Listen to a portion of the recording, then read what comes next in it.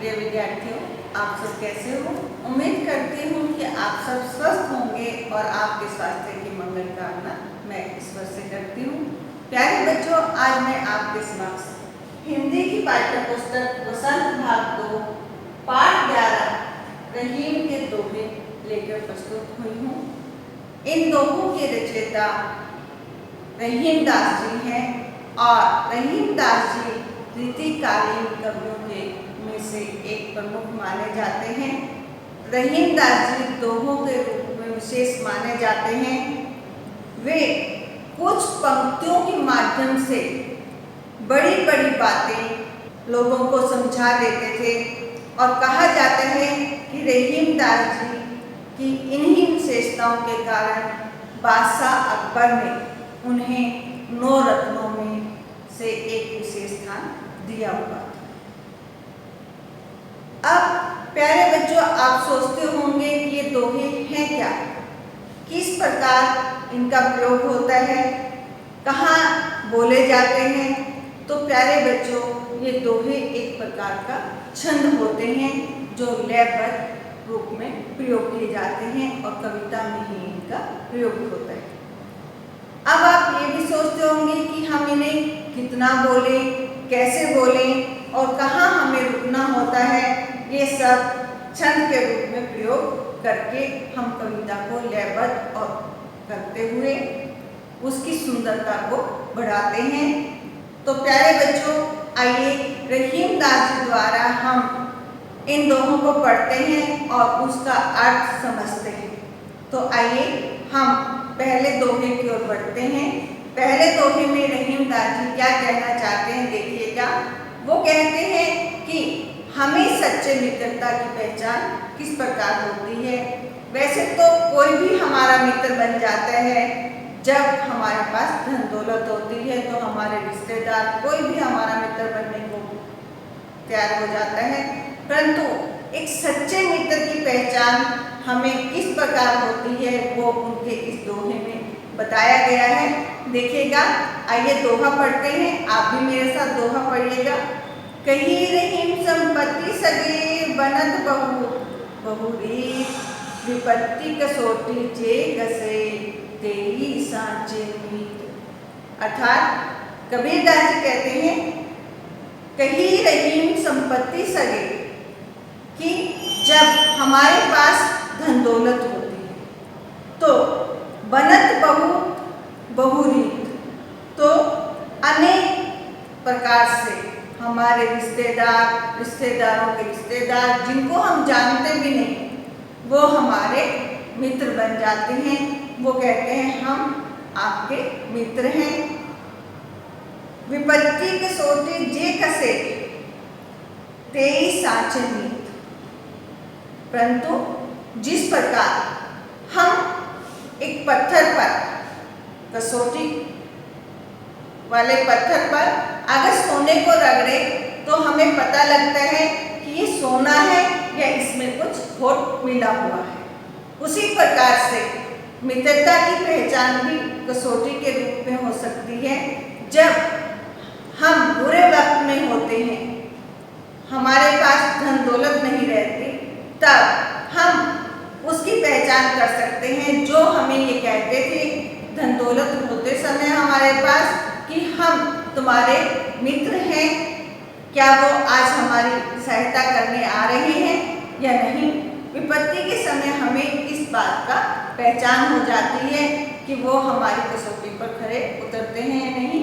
जो मुसीबत के समय में भी हमारा साथ दे, वो ही सच्चे मित्र कहलाते हैं।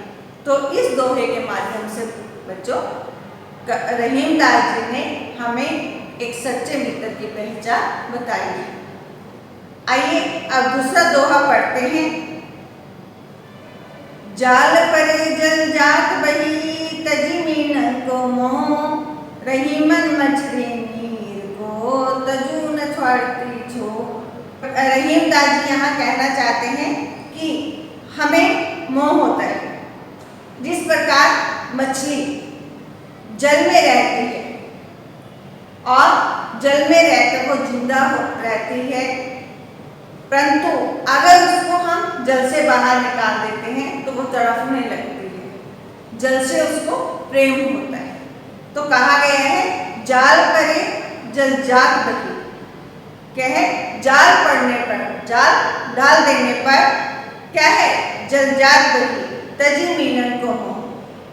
जल क्या कर देते हैं? अपने पानी को बहा देते हैं उस जाल में से, और जो मछली है उसका मोह छोड़ देता है। रहीमन मछली नीर को कहते हैं, मछली पानी को नहीं छोड़ पाती तो उन्हें छाड़ती छोड़। वो उसका प्रेम कभी भी नहीं छोड़ पाती, वो उससे बहुत प्रेम करती है और बिना पानी के मछली अपने प्राण छोड़ देती है। तो न छाड़ती छोड़, वो अपने प्राणों को त्याग देती है। कहते हैं इस दोहे में रहीमदास जी ने जल के प्रति मछली की तरफ को हमें बताया है। मछली का जो पानी के साथ प्रेम है उसके बारे में उन्होंने अच्छी तरह से हमें बताया है कि मछली और पानी का कितना प्रेम होता है। और जब जाल पड़ने के बाद मछली पानी मछली को छोड़ देता है तो मछली अपने प्राणों को त्याग देती है। आइए अब अगले दोहे की ओर चलते हैं। बहुत सुंदर दोहा है। तरवर फल नहीं खात है सरवर पियत न पान, कही रहीम पर काज हित संपत्ति संचही सुजान।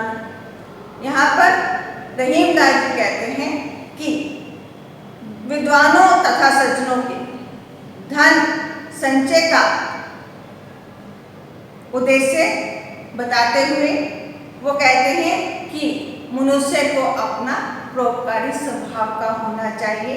उन्होंने यहाँ पर परोपकारी स्वभाव का वर्णन किया है और प्रकृति के माध्यम से बताया है कि प्रकृति में जिस प्रकार एक कभी अपना फल नहीं खाता और सरोवर कभी भी अपना पानी खुद नहीं पीता, उसी प्रकार हमें दूसरों के परोपकार के लिए धन संचय इकट्ठा करना चाहिए। कहते हैं तरुवर फल नहीं खात है।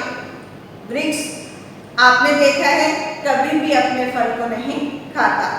सरोवर पियत न पान, और सरोवर तालाब कभी भी अपना पानी खुद नहीं पीता। कहीं रहीम पर काज हित। रहीमदास जी कहते हैं कि दूसरों का हित चाहने वाले संपत्ति संचही सुजान, वो क्या करते हैं? धन का संग्रह अपने लिए नहीं दूसरों के लिए करते हैं। जो वो धन इकट्ठा करते हैं वो दूसरों की भलाई के लिए करते हैं। तो यहाँ पर कहा है कि हमें धन का संचय करना चाहिए और जब हमें किसी की भलाई करनी है उस पर हम उस धन के संचय को परोपकार के रूप में लगाएं। अब अगले दोहे की ओर चलते हैं। थोथे बाद कंवार के जो रहीम गहरात, धनी पुरुष निर्धन भये करे पाछली बात। अर्थात कबीरदास जी कहते हैं कि थोथे बादल कंवार के, जिस प्रकार कंवार के समय में अर्थात आश्विन के महीने में थोथे खाली बादल छाए रहते हैं, जो रहीम गहरात उन बादलों की गर्जना होती है वो बरसते हैं। उसी प्रकार धनी पुरुष निर्धन में, जो धनवान पुरुष होते हैं वो अब निर्धन होने पर अपना बार बार अपने धनवान होने की बातें करते रहते हैं।